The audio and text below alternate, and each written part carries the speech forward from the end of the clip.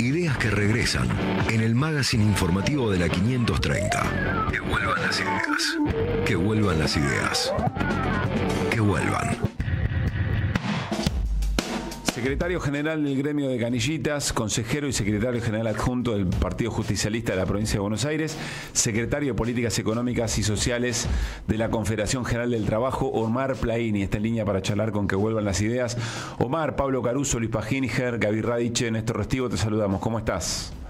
¿Qué tal, Pablo? Un placer saludarte a vos y a todo el equipo. ¿Cómo va? Para nosotros también, Omar. A ver, yo sé que estamos como muy pegados a la coyuntura todo el tiempo, pero quiero preguntarte, en tu experiencia, en tu ser gremial, en tu ser representación de trabajadores y trabajadoras, como dirigente político en general, ¿cómo estás viendo la escena? Que por supuesto ayer tuvo un punto importante en el modo y en el contenido en que Milei presenta el presupuesto. Pero ¿cómo estás viendo la escena? Venimos de una semana de congreso, de calle, de palacio y de calle muy pero muy fuerte, y pareciera que va a seguir siendo un poco así la cosa. Bueno, yo creo que el presidente de la Nación, que es un insultador serial, que es un hombre que eso es muy chabacano, y además de eso lo dice permanentemente, que está para destruir el Estado, en esa concepción que él tiene anarcocapitalista, que en ninguna parte del planeta capitalista, valga la redundancia, se aplica. Entró en el terreno de empezar a hacer política, porque ha observado que con el tema económico no solamente no le alcanza, sino que se le complica cada vez más la situación, y de hecho a todo lo que él descalificó y llamó casta, hoy la necesita. ¿A qué llamas a hacer política, Omar? Empezará a sentarse él con la dirigencia, sentarse con los legisladores, después los trata de ratas, los trata de todo, inmundos, bueno, una cosa tremenda lo que estamos viviendo. Son dos cuestiones centrales que yo de ninguna manera acepto y peligrosamente estamos naturalizando, me parece a mí. Entonces ha entendido que había entrado en una situación complicada. De hecho, le armaron los 2/3 en un par de oportunidades en el Poder Legislativo, y empezó a comprender forzadamente, por necesidad, que hay división de poderes en la Argentina y que él no va a poder aplicar sistemáticamente una mirada como tiene autócrata, de monarca. Entonces, y con eso logró, por ejemplo, el último resultado en su favor, que no lograran los 2/3 en el Poder Legislativo, y lo muestra ayer en su discurso, que no fue un discurso económico, fue un discurso político, porque después dejó los papeles ahí para que todos analicemos de cuánto va a ser la inflación el año que viene, cuánto va a estar el dólar, pero en realidad él hizo un discurso político ahí, contra todo lo que él mismo, porque él sintetiza a Groucho Marx, perfectamente, lo sintetiza. Entonces me parece que estamos en una situación complicada, y la respuesta, estoy convencido que está dentro del campo nacional y popular. Pero a ver, Omar, nosotros nos reagrupamos. Este devenir de Milei, que tampoco es una novedad, porque también se sentó a negociar con la ley Bases, pero entiendo el punto. Claro. Pero este devenir de Milei, ¿por qué es una mala noticia, eventualmente? ¿O por qué no considerarlo una buena noticia? No, porque claramente él es un impostor serial, no le creo absolutamente nada. Hoy está perjudicando a gran parte de la ciudadanía argentina, aumentó la pobreza extraordinariamente en 9 meses.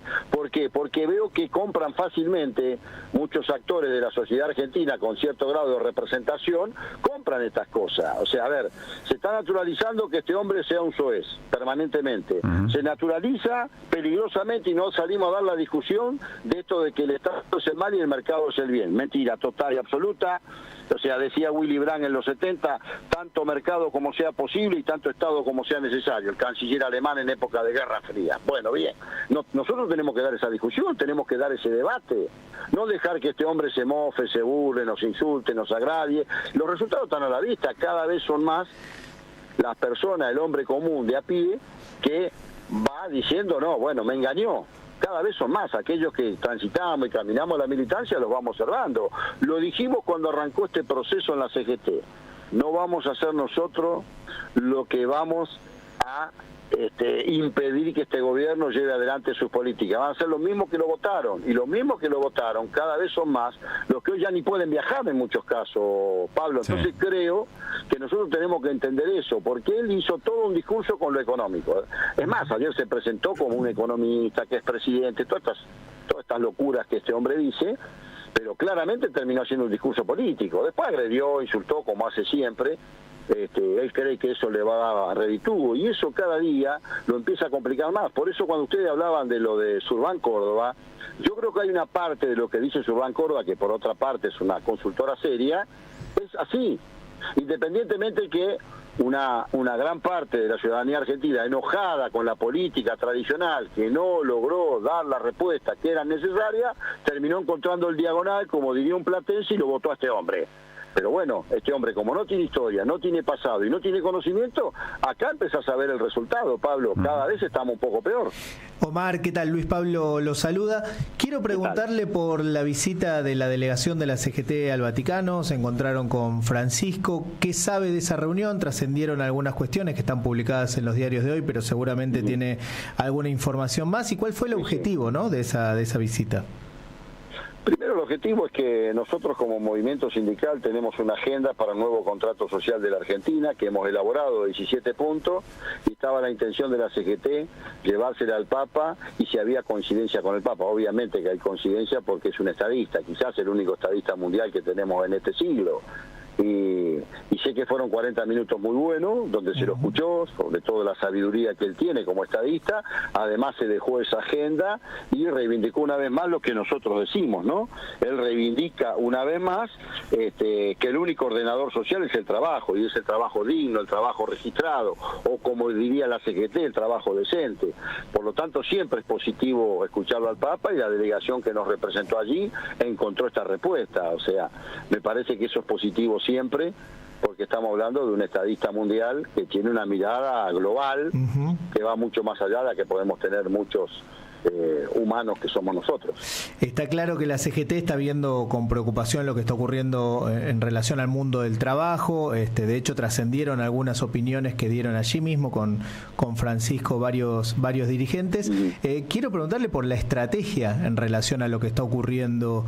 Si está previsto algún paro nacional, alguna medida de fuerza. ¿Van a seguir participando de la manera que lo vienen haciendo? Porque varios gremios se están movilizando en distintos actos. ¿O está prevista una movilización convocada orgánicamente por la CGT? ¿Cuál es la estrategia para los próximos tiempos? A ver, la CGT está siguiendo un plan de lucha que en su momento acordó con todas las regionales del país y con el Comité Central Confederal. Hemos hecho distintas medidas que no voy a repetir lo que ustedes ya conocen, desde paros de determinada cantidad de horas, de otra cantidad, movilizaciones, acompañamos los reclamos por la educación pública, por la universidad pública, acompañamos los jubilados, estamos permanentemente. Ahora, ¿alcanza con eso? Yo creo que no, porque además cada organización en su sector que se está viendo perjudicada y afectada está reaccionando con medidas de esta naturaleza. Ahora, alcanza no, porque también tiene que dar una respuesta a la política, también tiene que salir una respuesta desde el campo nacional. Bueno, ¿cuál es la respuesta? De hecho, se empezó a vislumbrar una fina estrategia dentro del Poder Legislativo. Quizá fue más coyuntural que estratégica, y fue táctica, pero eso hay que avanzar. Y obviamente, aquellos que venimos del peronismo, me parece que tenemos que tener un gran debate hacia nuestro interior y entender definitivamente que no alcanzó con el Estado compensador, como digo siempre. Nosotros necesitamos un Estado, frente a esa mentira del presidente, un Estado que oriente, un Estado que además de eso articule, un Estado que promocione y que también regule. Porque él dice el Estado es el mal y el mercado es el bien. En el manifiesto libertario de Rothbard que él toma. Bueno, no es así.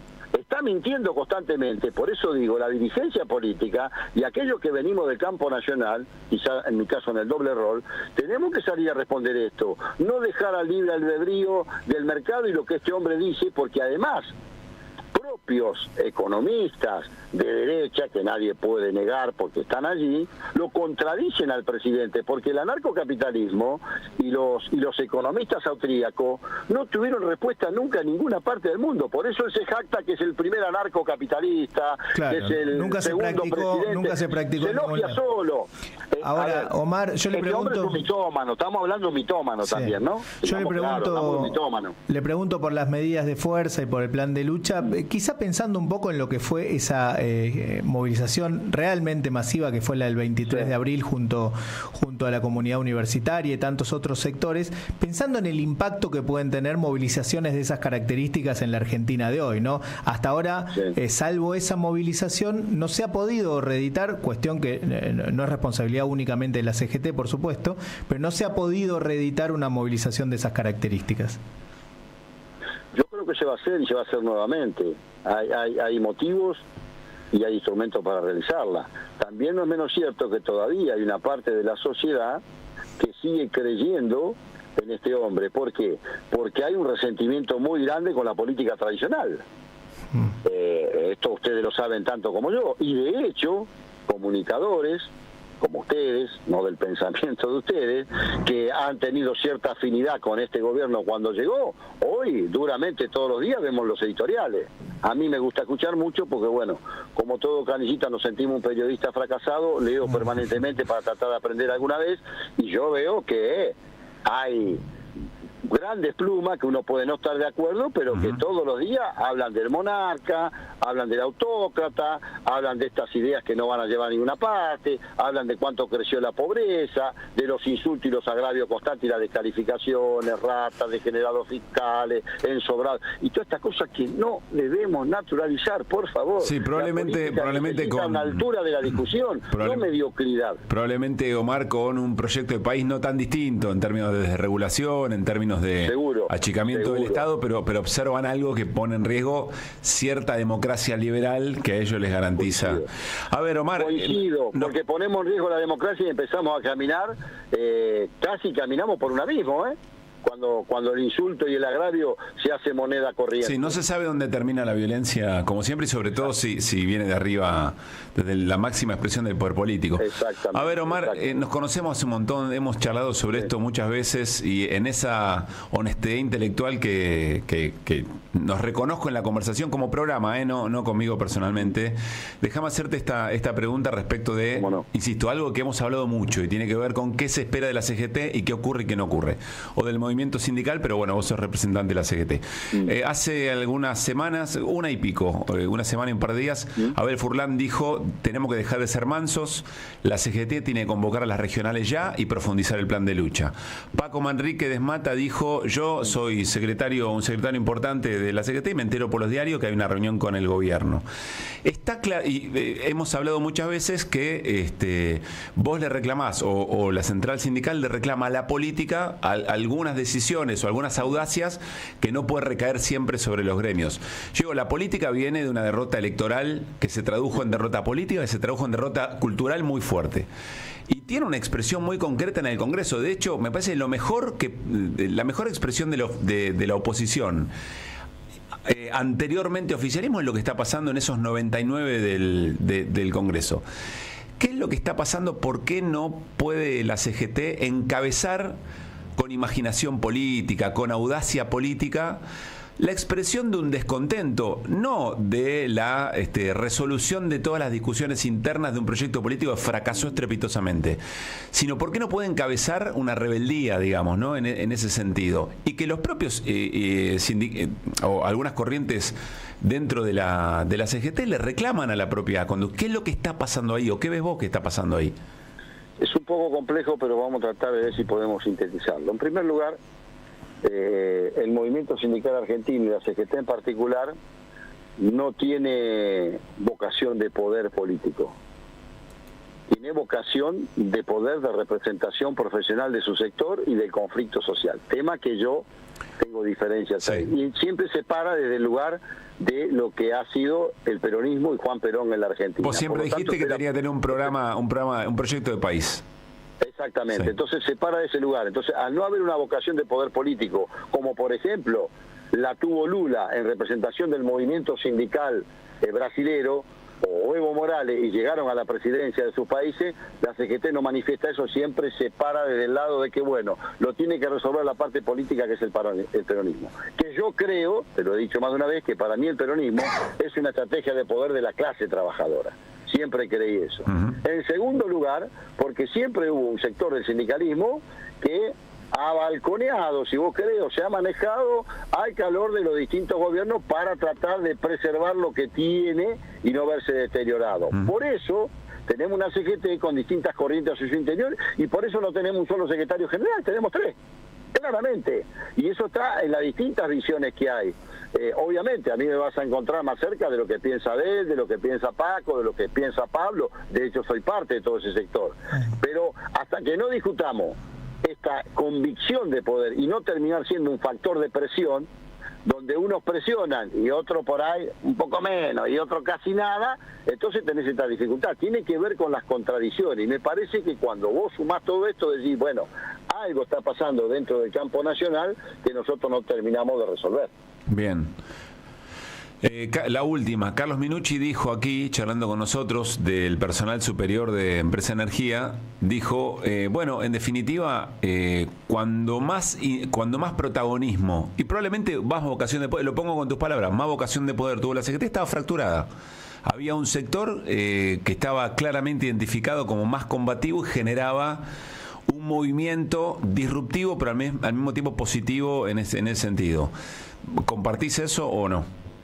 Viene de muchos años, hay que decirle a Carlos, a quien aprecio mucho, viene de muchos años. Acordate que nosotros venimos de la época de acuerdistas y combativos, y te podría nombrar...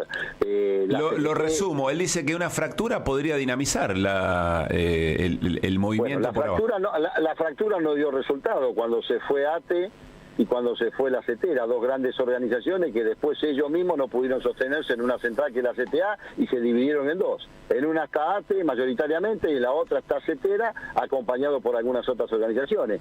Si hablamos de fractura, si esa es la respuesta, ahí no dio resultado. Después tenés unidad de acción, pero si hablamos de unidad de concepción, sí. Y yo creo que hace falta un liderazgo como fue Saúl, como fue Rucci en su momento, digamos, es complicado, y más en los cambios abruptos que se producen hoy en el mundo del trabajo. Estamos hablando de la revolución científica y tecnológica también, no estamos hablando de un modelo de la revolución industrial, con lo cual, por eso digo, necesitamos un debate hacia el interior del propio movimiento sindical y también del campo nacional, del peronismo y las otras expresiones que lo acompañan. Algo planteó Cristina, ¿no? Respecto de a quién hay que representar. Claro, pero a veces nos quedamos con el tema de que estamos buscando quién es la referencia. No, este es un muy buen momento, porque en la vida del campo nacional y el movimiento sindical siempre hay claros oscuros.